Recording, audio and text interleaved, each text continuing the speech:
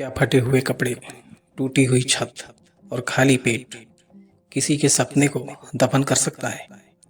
मिलिए राहुल से, एक ऐसा बच्चा जिसकी किस्मत ने किताब पकड़ने की उम्र में हाथ में कबाड़ पकड़ा दिया, जिसके माँ बाप के पास स्कूल की फीस भरने के पैसे नहीं थे, लेकिन इस बच्चे के पास वो नज़र थी जो कचरे के ढेर में करिश्मा ढूंढ लेती थी। आज की कहानी सिर्फ एक गरीब लड़के की नहीं, ये कहानी उस जिज्ञासा की है जिसने गरीबी के अभिशाप को कामयाबी के वरदान में बदल दिया। अगर आप भी अपनी लाइफ में बहानों के दीवार के पीछे छिपे हैं तो अगले 5 मिनट में आपकी सोच बदल सकती। शहर की चकाचौंध से दूर एक छोटी सी बस्ती में राहुल का घर था। घर क्या था, मिट्टी की दीवारों पर तिरपाल की छत थी। उसके पिता रामदीन दिन भर दिहाड़ी मजदूरी करते और माँ लोगों के घरों में बर्तन मांजती थी। जब शाम को चूल्हा जलता तो पूरे घर में धुएं के साथ गरीबी की गंध भी फैल जाती। राहुल के पास ना तो स्कूल जाने के लिए जूते थे और ना ही पीठ पर टांगने के लिए बस्ता था, लेकिन उसके पास एक ऐसी चीज थी जो अमीरों के बच्चों के पास भी कम ही मिलती है। जब गली के बच्चे कंचों से खेल रहे होते तो राहुल पास के गैराज के बाहर बैठकर मिस्त्री को इंजन खोलते हुए देखता। वह घंटों देखता रहता कि कैसे छोटा सा पेच पूरी मशीन को रोक कर रखता है और कैसे एक चिंगारी इंजन के अंदर जान डाल देती है। उसके लिए दुनिया एक खुली किताब थी जिसे वह बिना स्कूल के पढ़ रहा था। एक दिन राहुल को कूड़े के ढेर में एक पुरानी टूटी हुई रेडियो मिली। उसने उसे फेंकने के बजाय संभाल लिया। रात को जब मां सो गई तो उसने दिए की हल्की रोशनी में उस रेडियो को खोल दिया। उसके अंदर के उलझे हुए तार और छोटे छोटे पुर्जे राहुल को किसी दूसरी दुनिया के नक्शे जैसे लग रहे थे। उसने अपने पिता से पूछा, पिताजी ये बोलता कैसे है? पिताजी थके हुए थे। उन्होंने धीरे से कहा, बेटा ये बड़े लोगों की चीजें हैं, हमारे नसीब में तो बस ये मिट्टी और पसीना है। तू पढ़ नहीं सकता तो कम से कम मेहनत करना तो सीख ले। लेकिन राहुल का मन नहीं माना। उसने पास की कबाड़ की दुकान में जाना शुरू कर दिया।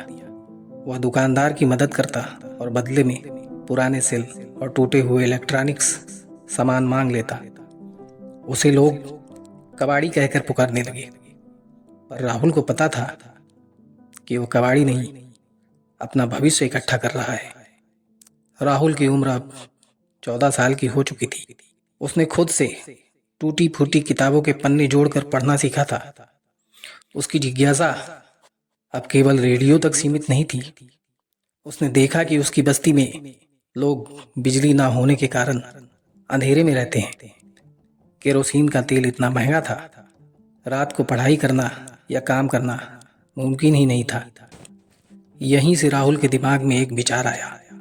उसने सुना था कि हवा से बिजली बन सकती है, लेकिन उसके पास ना तो पैसा था और ना ही कोई इंजीनियर। उसने साइकिल के एक पुराने रिम, प्लास्टिक की बाल्टियों के टुकड़ों को और एक पुरानी मोटर का इस्तेमाल किया। वह कई बार असफल हुआ। लोग हंसते थे, देखो पागल वैज्ञानिक चला है हवा से लाइट जलाने। एक रात जब पूरा गांव गहरे अंधेरे में डूबा था और तेज हवाएं चल रही थी, राहुल अपनी झोपड़ी की छत पर चढ़ा। उसने अपने हाथों से बनाया हुआ जुगाड़ विंड टरबाइन फिट किया। नीचे उसकी माँ और पिता डरी हुई नजरों से उसे देख रहे थे। जैसे ही हवा का झोंका आया, पंखियां घूमने लगी। अचानक एक छोटा सा एलईडी बल्ब जगमगा उठा। वह रोशनी केवल एक बल्ब की नहीं थी, वो राहुल की सालों की मेहनत और तिरस्कार का जवाब था। उस अंधेरी बस्ती में वह छोटा सा दिया एक सूरज की तरह चमक रहा था। एक दिन शहर का एक पत्रकार अपनी गाड़ी खराब होने के कारण उस रास्ते से गुजर रहा था। उसने देखा कि एक गरीब लड़के की झोपड़ी के पास कोई बिजली का खंभा नहीं है, फिर भी वहां रोशनी है। जब उसने राहुल का आविष्कार देखा तो वह दंग रह गया। उसने राहुल का एक वीडियो बनाया और सोशल मीडिया पे डाल दिया। वीडियो का टाइटल था, बिना स्कूल गए कबाड़ से बिजली पैदा करने वाला छोटा आइंस्टीन। रातों रात राहुल वायरल हो गया। लाखों लोग ने उनकी कहानी देखी। बड़े बड़े वैज्ञानिक और उद्योगपतियों ने उसकी तारीफ की। लेकिन राहुल के लिए सबसे बड़ी उपलब्धि वह थी जब एक नामी स्कूल के प्रिंसिपल ने खुद उसके घर आकर उसे फ्री स्कॉलरशिप देने की घोषणा की। राहुल ने स्कूल ज्वाइन किया। वहाँ उसे सब कुछ सीखने को मिला जो वह पहले बस महसूस करता था। उसकी मेहनत रंग लाई। कुछ ही सालों में राहुल ने सौर ऊर्जा के क्षेत्र में एक ऐसा सस्ता मॉडल तैयार किया जिससे हजारों गरीबों के घरों में मुफ्त बिजली जलने लगी। आज राहुल किसी बड़ी कंपनी में लाखों की नौकरी नहीं कर रहा है, बल्कि अपनी खुद की एक कंपनी चला रहा है जो गरीबों के लिए सस्ती तकनीक बनाती है।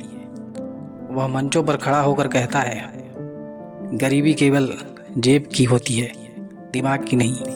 अगर आपके पास जिज्ञासा है तो दुनिया की कोई भी दीवार आपको आपके सपनों तक पहुंचाने से नहीं रोक सकती। राहुल की यह कहानी हमें सिखाती है कि संसाधनों की कमी सफलता में बाधा नहीं है, बल्कि विचारों की कमी बाधा है।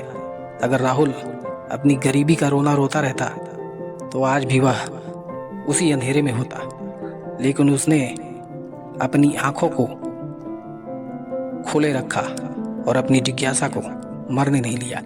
तो दोस्तों, अगर यह कहानी आपको अच्छी लगी हो तो इसे अपने उन दोस्तों के साथ शेयर करें जो अपनी परिस्थितियों से हार मान चुके हैं। याद रखिए, आपके अंदर का राहुल बस जागने का इंतजार कर रहा है।